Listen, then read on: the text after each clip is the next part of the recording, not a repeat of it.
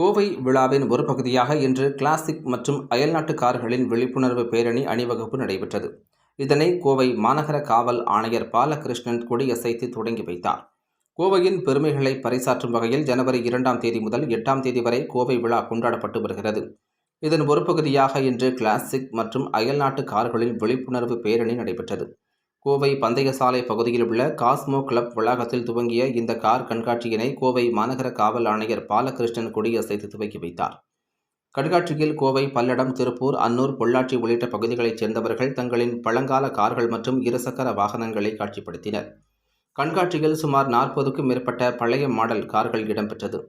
சாலை விதிகளை பின்பற்றுவதை விழிப்புணர்வாக கொண்டு இந்த பேரணி நடைபெற்றது. ஓல்டு, கிளாசிக் மற்றும் மாடர்ன், எக்ஸோட்டிக்ஸ் உள்ளிட்ட 40 கார்கள் வைக்கப்பட்டு கோவையின் முக்கிய சாலைகள் மற்றும் இடங்கள் வழியாக சென்றது. சுதந்திரத்திற்கு முன்பு பயன்படுத்திய பல்வேறு வகையான கார்கள் முதல் 1980ஆம் ஆண்டு வரை உள்ள பழைய மாடல் கார்கள் கண்காட்சியில் இடம்பெற்றுள்ளன. பழைய model Benz, Rolls Royce, Chevrolet, Ford, Padmini, Ambassador, Volkswagen கார்கள், பழைய ஜீப் உள்ளிட்டவை இடம்பெற்றுள்ளன. இந்த நிகழ்ச்சியில் 60 வருட பழமையான, பார்ப்பதற்கு அரிய கார்கள் மற்றும் பைக்குகளை காட்சிப்படுத்தப்பட்டு இருந்ததை குழந்தைகள், பொதுமக்கள் வியப்புடன் கண்டு களித்தனர் என்பது குறிப்பிடத்தக்கது.